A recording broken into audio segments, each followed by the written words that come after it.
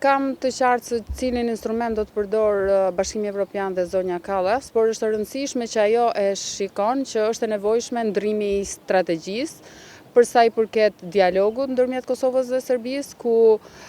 strategji e cila do të prodhonte më shumë rezultate, sepse siç e kemi parë, dialogu përveç marrëveshjeve në letër nuk ka prodhuar ndonjë gjë dhe mbi gjitha nuk e ka lëvizur as pak pozicionin e Serbisë drejt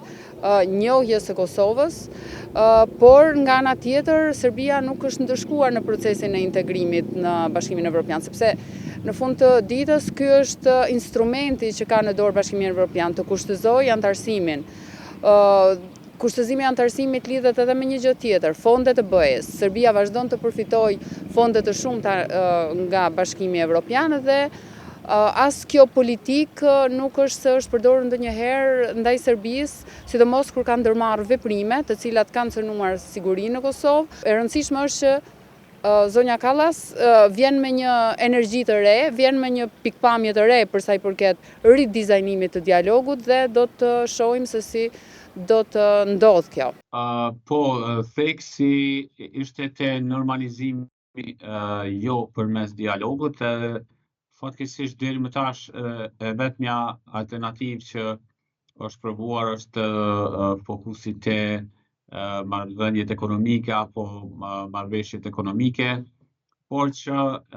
nuk është diçka që shkon në favor Kosovës dhe shpresoj që kur zonja Kallas flet për normalizim jo përmes dialogut, shpresoj që nuk e ka fjalën për ndonjë iniciativë ekonomike, sepse nuk i shkon për shtati Kosovës. Ajo që është më e logjikshme dhe që është bërë e domosdoshme pas zhvillimeve të fundit në arenën ndërkombëtare, është që të ketë njohje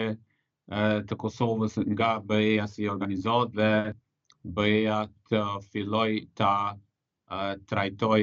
marrëveshjen dhe obligimet si punë e kryer dhe mos të pritet që të zvarriten gjërat, sepse tashmë është e qartë që Serbia nuk synon që ta implementojë marrëveshjen.